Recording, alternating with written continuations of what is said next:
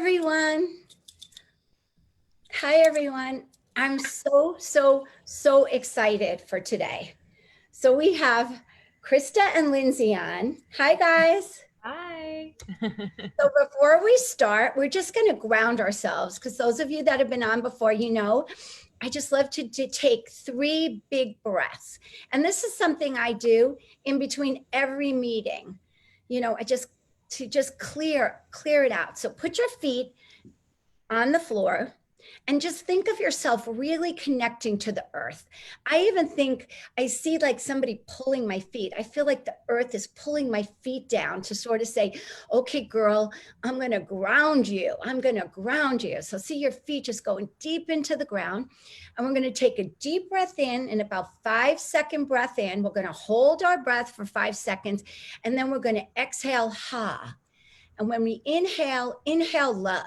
So see love coming right down from the root, from the earth, coming through your body, up, filling your lungs. We need healthy lungs now. Filling your lungs completely with love. So let's go. Deep breath in.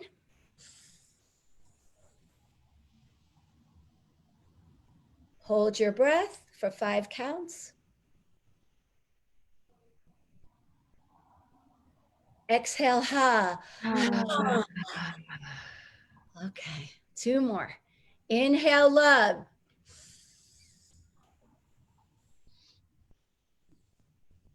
Hold your breath.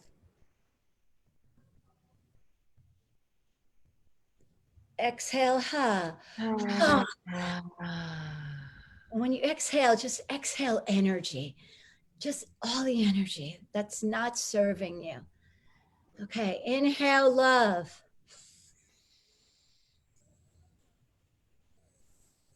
Hold your breath. Exhale, ha. Whew. You feel good. Much needed. More grounded, like you connect to yourself first. And that's the most important thing is before you can actually help anyone else, you have to be able to be grounded. Like learning how to calm yourself is a muscle. And it's a muscle that you want to learn, especially in times like this.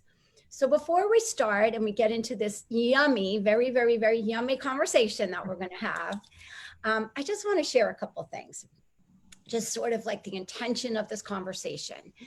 So we know that there are going to be huge, and there already are huge generational shifts because of this pandemic, right? We already know it. We see it. We see it happening. And, people are going to be thinking differently and living differently when this world opens back up. It isn't going to be just like opening up and back to normal, And I always say there are 3 things you can't hide. You can't hide the sun, and you can't hide the moon, and you can't hide the truth.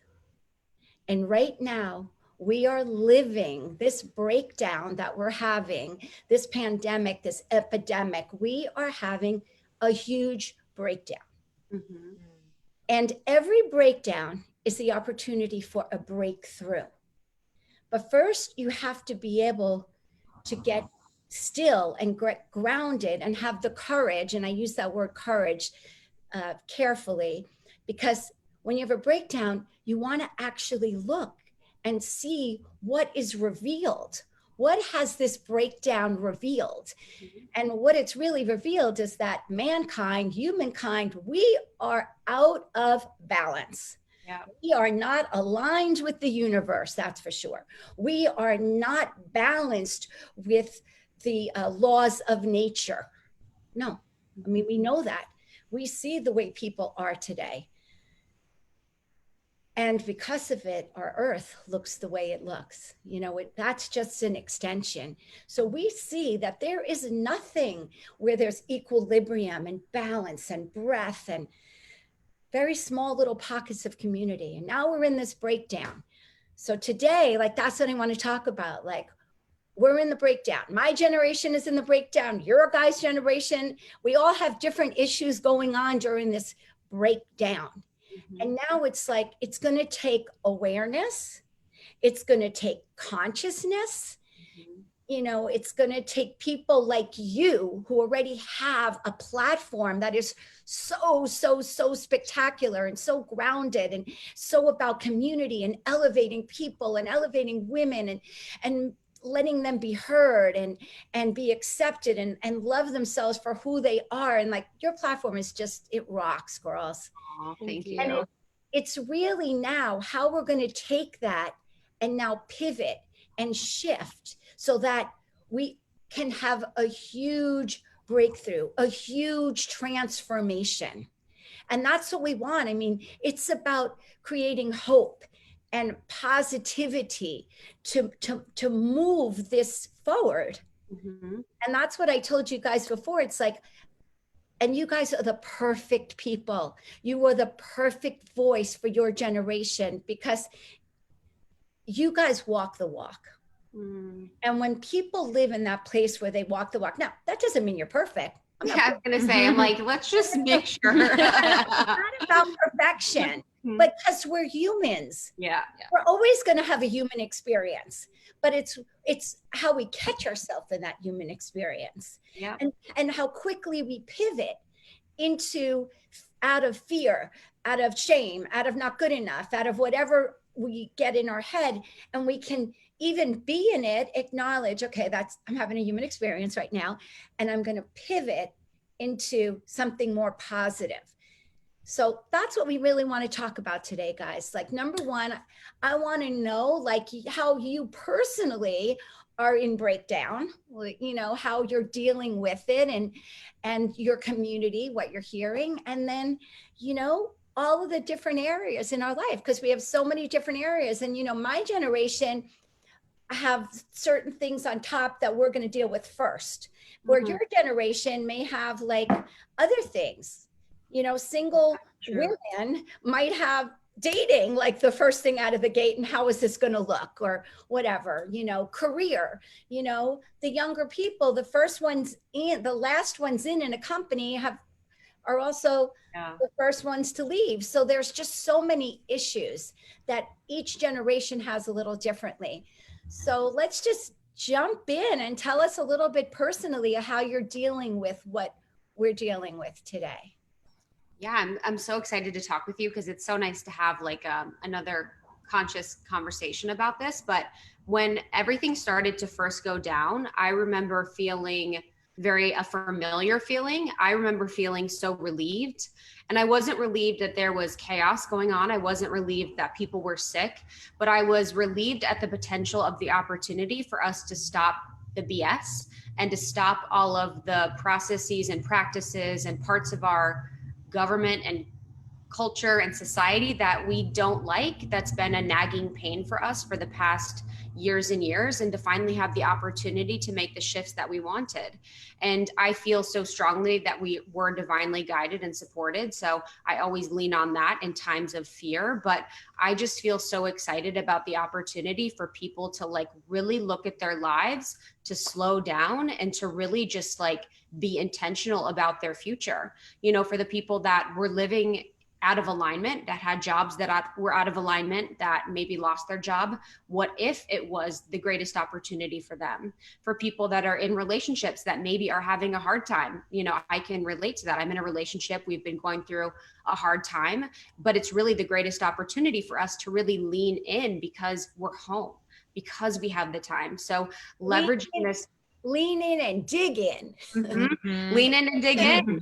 Do some work to say, okay, what's going on here? What is really going on here? And work through it, really work through it. So It's just for everyone to just be really honest with themselves, you know, if everybody, and this is speaking from someone that was in the corporate world for 8 years, I was so unhappy. So if this was me years ago, when I was at my unhappy job, I probably would have got fired. I probably would have got let go because it was out of alignment. So that would have been the greatest service to me. But it's so hard when you're in victim mentality and when you feel like you're out of control with the way that you're living your life, to see things as positive.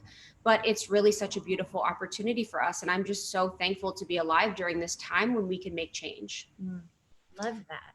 And I feel like, just to add to that, like, I've been able to, because we've slowed down, because there's less noise, I've really been able to listen to myself, which hasn't always been easy, and really tune in and trust myself and notice ways in which I have completely ignored my intuition and just leaned on trusting others rather than myself. So that's been really interesting, and it's come up in, you know, conversations with family and friends. And I know how I want to feel during this time. And so it's been the consistent daily practice to choose the thoughts that help me feel that way. And people think like, oh, well, if I just think this thought, like, I'm not going to feel totally better. You're right. You know, it takes practice, and it's a diligence that I didn't necessarily have when we were going so fast. So I'm learning that it really does take consistency. It does take slowing down. It does take quieting the noise. Like I've barely, I'll like take in news when I feel the need to take in news, but I've really barely taken in the news and barely watched TV in general. And I'm actually reading now. I'm just doing so many things that I really wanted to do when we were moving so quickly. And I've had to come over the hump, which I've heard from a lot of women in our community, where it's almost like the shame of doing things that feel good during this time. And, you know, I don't think it's selfish. I just think that we've neglected it for so long. So to do it during a time of crisis on planet Earth feels odd, but it's actually exactly what we need. And to know that that makes us feel better in these times, like, hopefully I'm trusting that I'm going to bring this into the new Earth that, you know, will emerge on the other side of this. So just take us through, because we have a lot of people at home that haven't really worked on themselves. You know, like there's a lot of people that they're just going, and they're checking off all their career boxes. And so take them through some of the exercises that you might do when something is coming up that you know, that you're facing a fear, or maybe a shadow that we have, that, or a trigger, some things. Cause like you were saying, Krista, that you got like things being with in that relationship, you're so close, things are getting triggered. So what does that look like when you, like, people say lean in or dig in? Give an example of what that is so that people can understand, because I think so often, like, people hear the word, oh, I journal, but for the most part, people don't really know how to journal. You know, or they say lean in, people don't really know what that really means, like emotionally and mentally. So take, you know, people at home a little bit through what leaning in for you might be, or what facing things you didn't want to face about yourself, like the process in which you work through that. Yeah, I think for, you know, if we take the relationship example for us, so ours is related to like communication when we're upset. You know, we have a tendency that when we're both upset, to not be our best selves, to not be our highest selves, and to really take each other to that place where we are not even present, where it's kind of like the yelling, you know, that kind of thing. And everyone's been in that situation. So when we're finding ourselves in that place where we're triggered, where we are not our best selves, we are not our highest selves, we are not our most loving selves, it's really the curiosity around that. So what is it about this situation that is causing me to feel not like myself, that is causing me to feel like, you know, not in a place of love, but in a place of fear because I'm being triggered? So that curiosity is something that, you know, you have to really work in with mindfulness, but it's approaching it with more curiosity than fear. And I think an important part of it is really the not numbing through food, TV, phone, you know, smoking, all of these practices that really move us away from, what do you say? Wine. Wine. On Facebook and on Instagram, I have people on my thing that they're showing all these like formations that they're doing with all the bottles of wine they're drinking. Yeah. Okay, no judgment, but yeah, no judgment. but might want to shift that a little. it helps people, you know, it helps you, or it's the numbing thing. So the numbing thing is what prevents you from actually looking at the actual problem, and really is like a time travel for you to just continue to like not feel good for a longer period of time. So for us, it's the curiosity. You know, for me, it's going to therapy to kind of work through the conversation that I'm having in my head related to that situation. It's us not avoiding. I think a lot of people avoid the hard things because they feel like they'll go away. They feel like they'll magically get better. But I think as you get older, you start to realize that things just start to pile on top of it, pile on top. And especially with an intimate relationship, you know, that's when you start to feel like, you know, they're really annoying. That's when the things start to really build up where you're like, oh, I hate the way they breathe. But it's because you guys had that one issue that you never really solved. So you start to see all these negative things within your partner.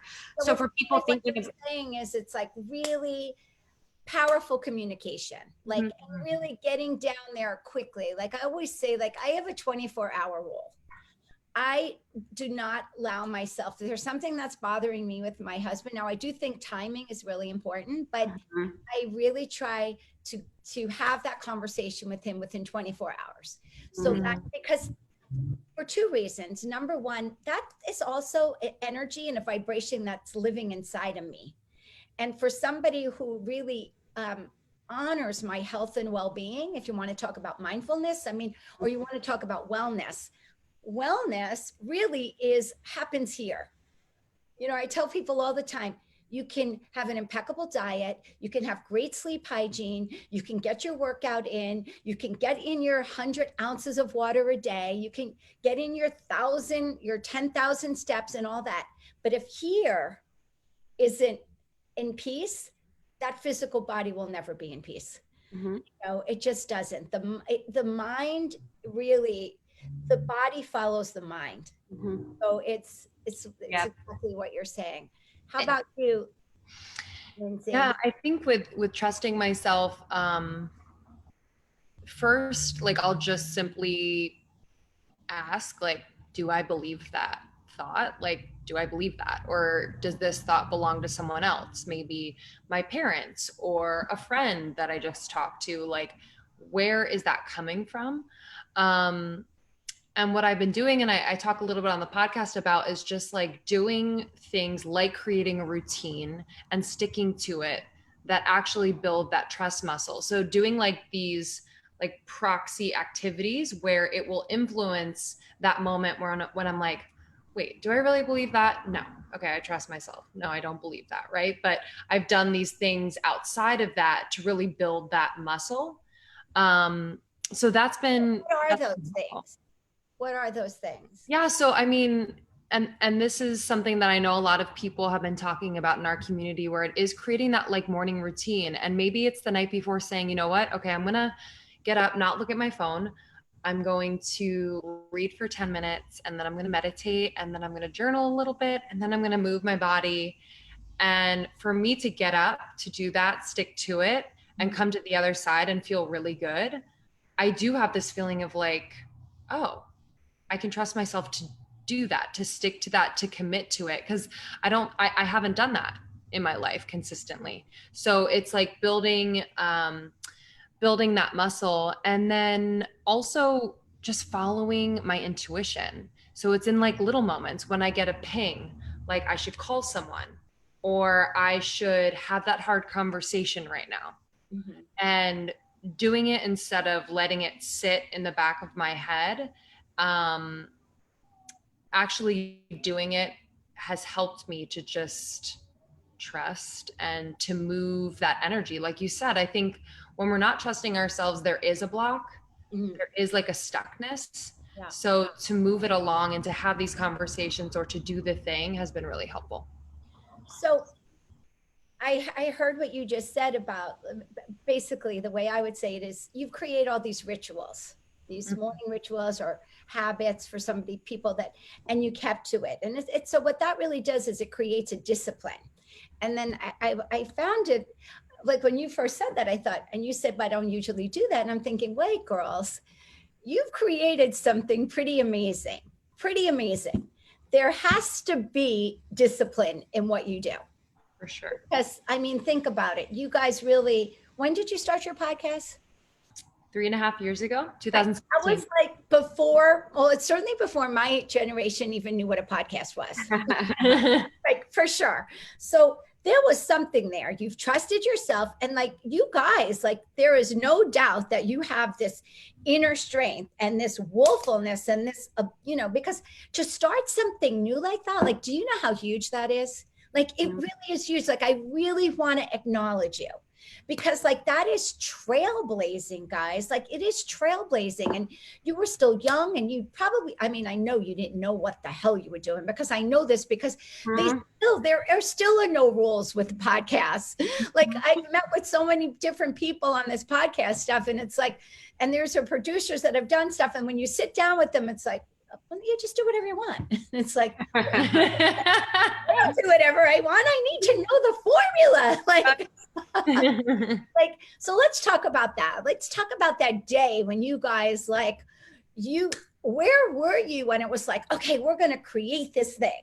And like, how did you like have the, like that thing inside of you? Like there's this energy, there's this, when you just know, like as an entrepreneur, like what makes a person an entrepreneur is that you have a vision, right? Like you have a vision.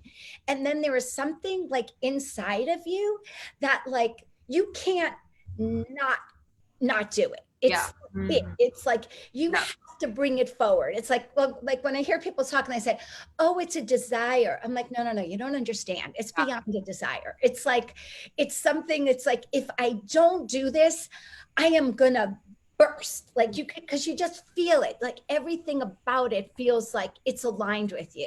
Yes. And I mean, that's how I felt certainly with Equinox. And look what you guys did. So take us at that time when you guys, because there's going to be a lot of people starting out new after this, like to really like help people, ground them in this and what that looks like and what it feels like. And we know it took a lot of work. Like a lot, there's never really, when they say, oh, they were just an instant success. It's like, oh, no. There were many years that went into that instant success. So take us a little bit through your journey of actually cultivating what you did and bringing it to life. Yeah. And I think, to your point of the entrepreneur thing, it's like we had an unattachment to the outcome. Like we didn't know it was going to be successful. We didn't know we would have community. We had no idea. We were just obsessed with doing, and we wanted to create. But it actually was created through like a really low point, that I was having, especially when I was trying different careers. I was blogging. I worked in corporate world. I wanted to be a SoulCycle instructor. I was doing all these things, and none of them were working in the way that I wanted. And so I was at a really low point where I wanted so bad to be on purpose and to really have like what I felt like was my calling. And so when I met Lindsey, she was going through her own transitions, and it was really through these like really heartfelt conversations about how lost we felt, with our current state, and like how we weren't where we were, and we weren't who we were, and we wanted to be these things that we weren't, that like the podcast was born. And, we just recorded for 6 to 7 months in like our closets, just to like do and practice. And we had no intention of it being this thing today that, we're able to do and express. But like, we knew that we wanted to create this thing, and we knew that we wanted to put ourselves out there and just trust the process. And to your point, it took 2 years before we were able to quit our full-time jobs and, really go for it. And we worked nights, weekends. I worked when I was at work. It was like tons of work, but like, always the drive and desire that we felt was greater than any like exhaustion or scarcity mindset or worry. And we just continued to create. And there was never a moment that like we wanted to give up. Like I'm actually just thinking about that now, which is so interesting when an idea finds you, or you meet that idea and it's just so electric. Like you talking about Equinox, and it just feeling so right and so alive.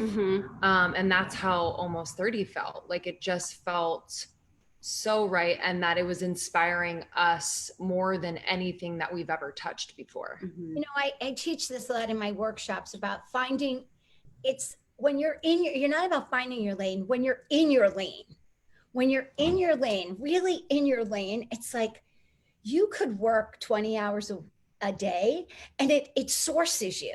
It Mhm. gives you more energy because it's like you're in your lane. It's like I don't use the word, I do use the word God, but like when you're just when God is aligned with you and you're aligned with the universe and you're aligned with this, it's like you don't know why, but all this stuff is just coming to you. Mhm. And it's coming, and again, it's just sourcing you so you have more energy and more energy, and you don't feel depleted when you're not in your lane. Like when you're in your corporate job that you hate, it's like you're trying and you're trying and you're trying and you're trying, and you're like, you're more exhausted and you're more exhausted. It's so true. And it's like you're completely depleted. And then before you know it, you're just like a raging animal because you're just, you know. So it's like you guys were so in your lane. And I love when young people find their lane because that's what it feels like. You know, Mhm. when I'm trying to help and mentor young people to find their lane, it's so often the thing that's always so struggling as somebody who mentors young entrepreneurs is that so often I could see that they're not in their lane, Yeah, right. Mhm. you know, but I could also see that it's aligned a little bit with their ego. It's Right. aligned a little bit with their family of origin, their mothers and fathers. Like this is the lane that they have been told is the successful lane, and then they come to me to try to help them, and I'm thinking to myself like, dang, I don't have a magic wand, and you're Mhm. gonna really need a magic wand because you are just not aligned. You are not in your lane, you know, and I hate being the one to be like the bearer of negativity, but I'm also want to be the truth. I want to be a truth teller. I want to say like, if I could see who you are, I could see by your energy, by your enthusiasm, by that you're just not in your lane. Mhm. You know, so you guys were so in your lane, so you were just sourced by it. And I think that's an important thing for everybody at home that's young to know that when you're in your lane, it's like you just can't not do it. It's like Right.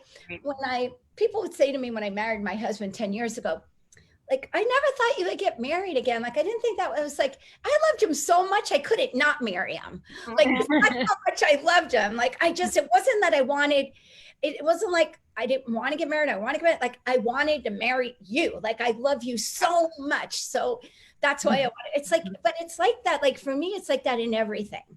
Yep. You know, when I'm doing an event and I'm with my tribe, it's like I could just keep adding a little bit more spice and just making it greater and better and more yummy and more colorful and more texture and keep on going because you just love what you're doing. And that's like a big thing that we want people to understand in this, right? To connect with that, to really connect with that.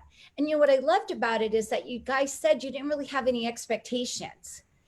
Like you weren't doing this and saying, even at the time, you weren't even saying, well, in a year, we have to be making a living at doing this. We have to be able to be sustainable and pay our rent or whatever. Like you weren't, like you didn't put that expectation on it. You just let it keep on marinating and collaborating and see what worked and see what didn't work. And before you know it, you have something that is really, really unbelievable. Yeah, I think that was huge for us to have our full-time jobs, you know, for the first 2 years to allow the idea to marinate. So we didn't put so much pressure on it. And, you know, we help people start podcasts, and so many of them, their first questions are related to monetizing. And I honor that. Like, I'm a money-driven person for sure, but it really does take away from the intention that you have behind the message that you want to share when you're focused on a monetary outcome or even like people listening, like a numbers outcome, and it really can like dampen your idea. So just focusing on the actual creation of the thing that you want to create is like the most important part. Okay, so now we're at where we're at. So tell me a little bit of how you're making some shifts in your brand to you know come into this new world, this new transformation, this new way of inspiring people and educating people and like some of the things that you even saw in the breakdown. Like I'll tell you, like I first of all, I don't do my own Instagram, just because I'm not really good with technology, but normally I don't even like looking at it because in the past it really and I try so hard not to be judgmental. I want to just be that person that accepts it all.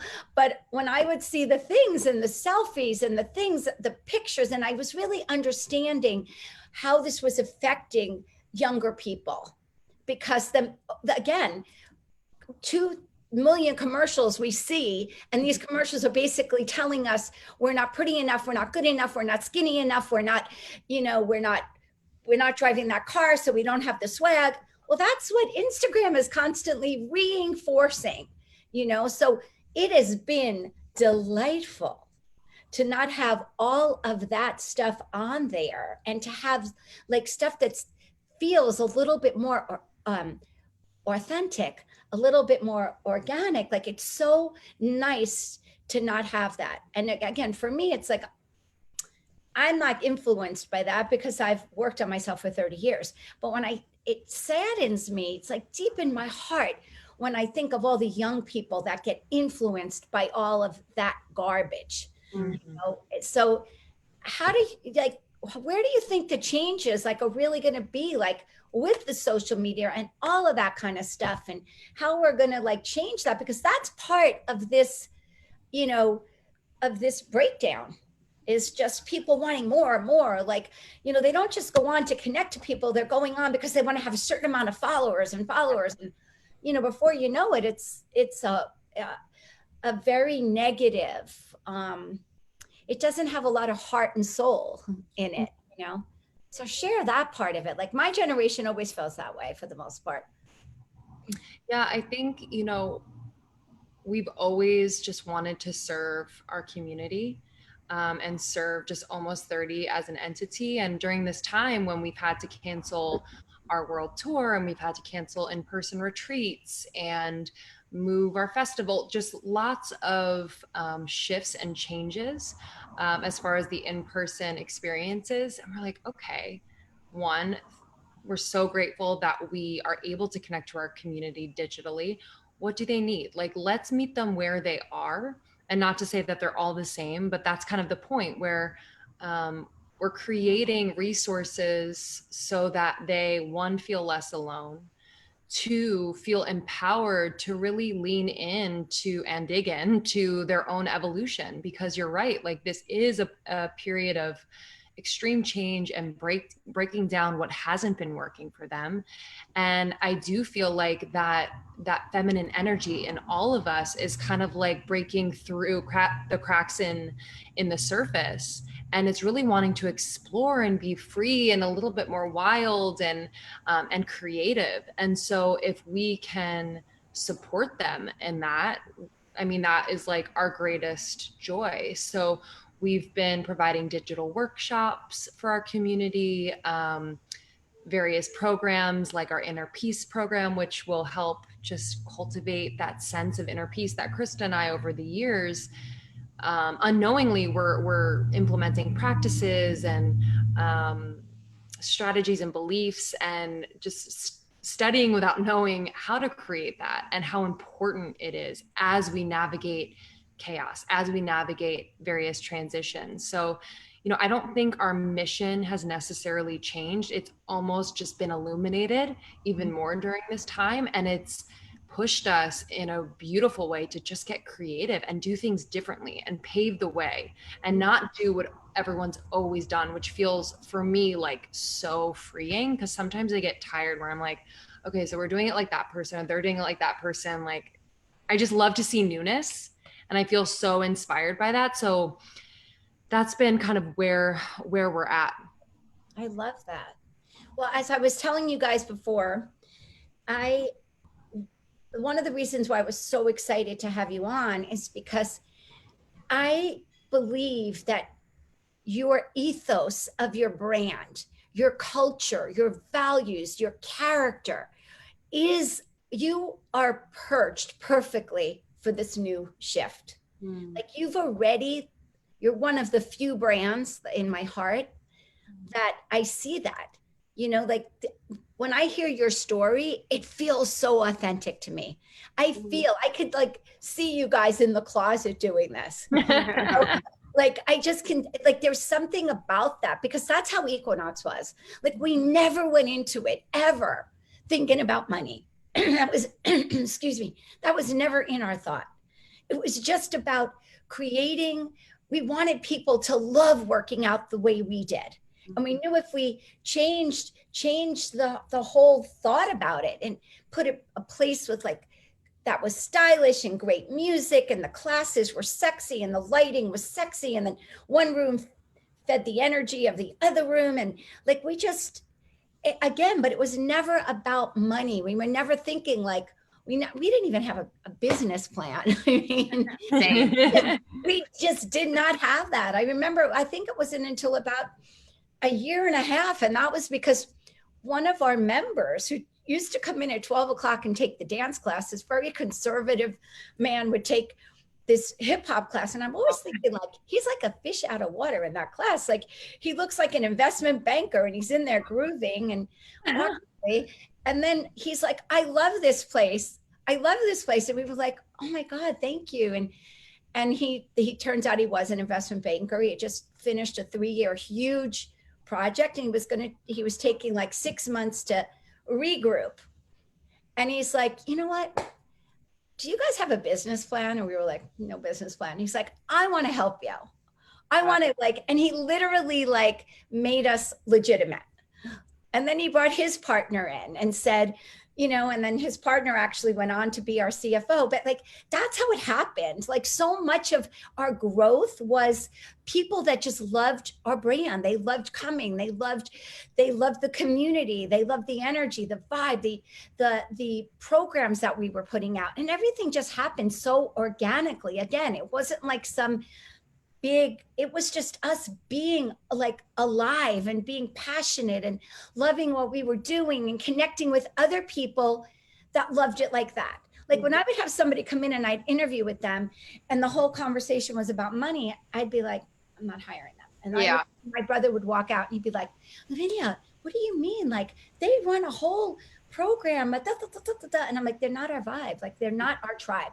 And he's like, what do you mean? I'm like, no, they're not our tribe. Like we need our tribe. Like I need people that can feel it, that they're bringing that level of enthusiasm and collaboration. And it isn't like, so it's like when I see that with you guys, I'm like, yes, like that's when something, so you guys are so perched to be like, to lead the people in this, you know, and they're going to need it. Like people need to be led in this new transformation.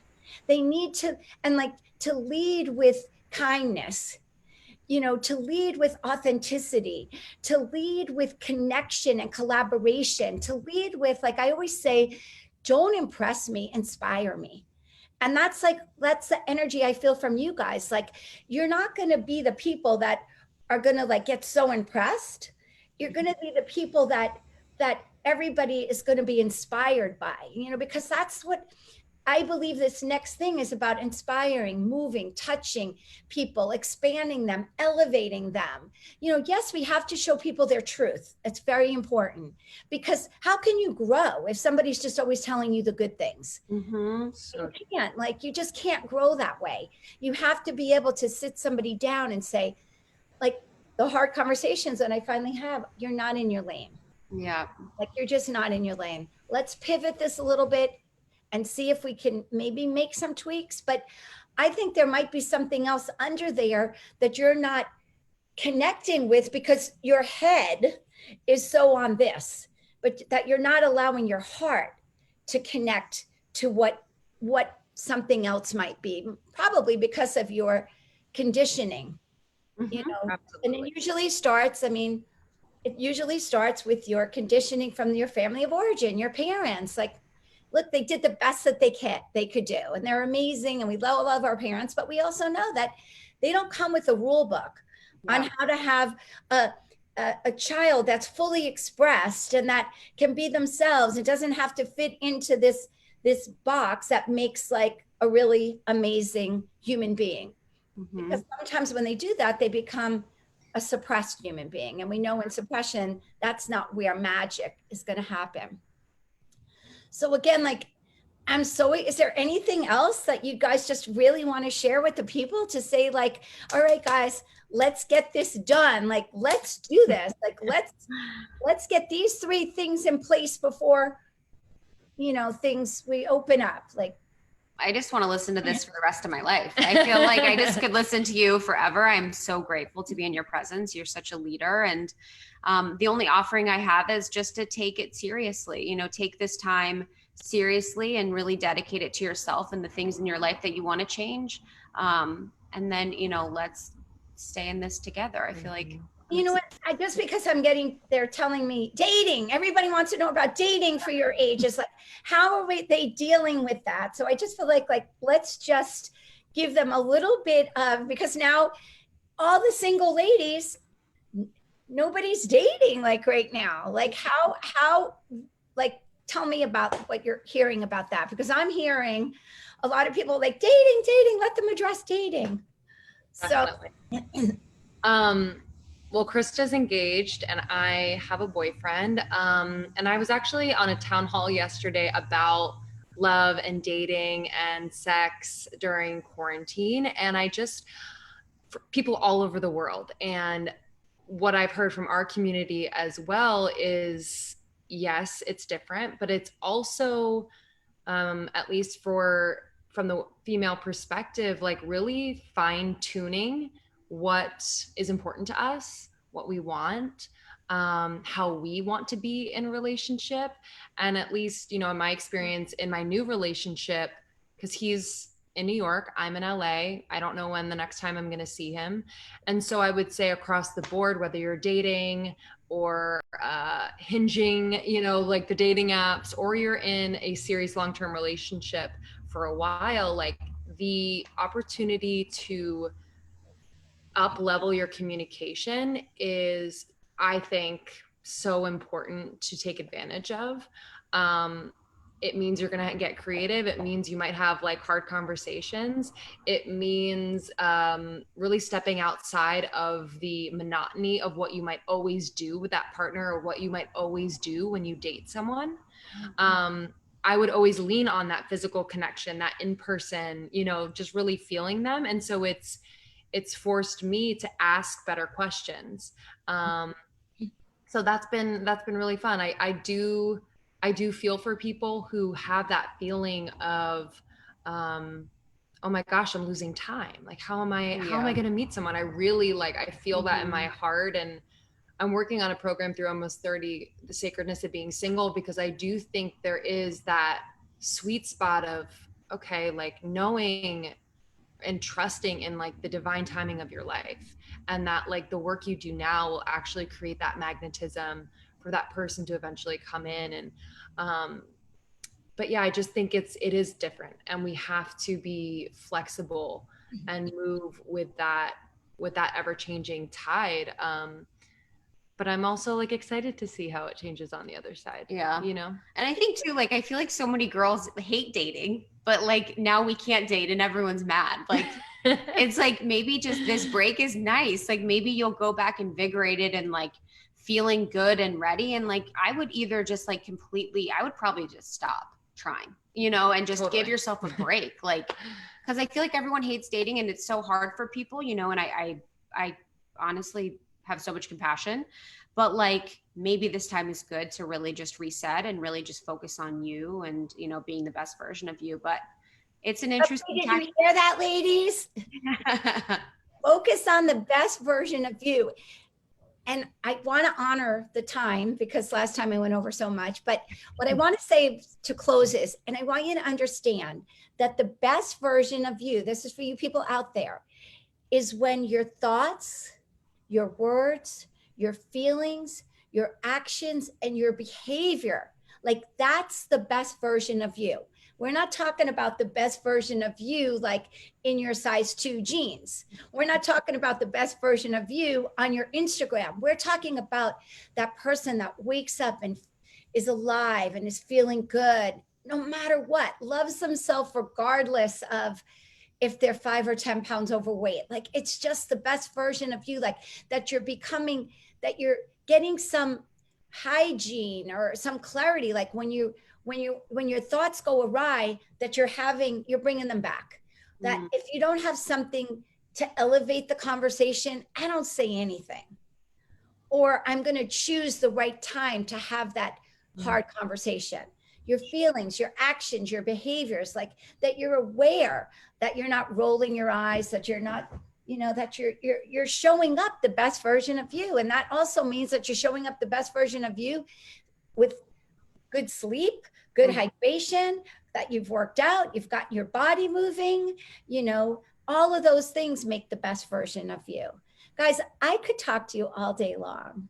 Love you so much. Thank you so much, Lavinia. I'm so inspired by you. Definitely want to stay in touch and stay connected. And you guys, we're going to have a lot of information on our website, laviniaerico.com. We'll have some of their guides and some of the programs on there as well. So get on and stay connected with us. All right. Thank you so much. We love you so much. Bye. Bye, guys.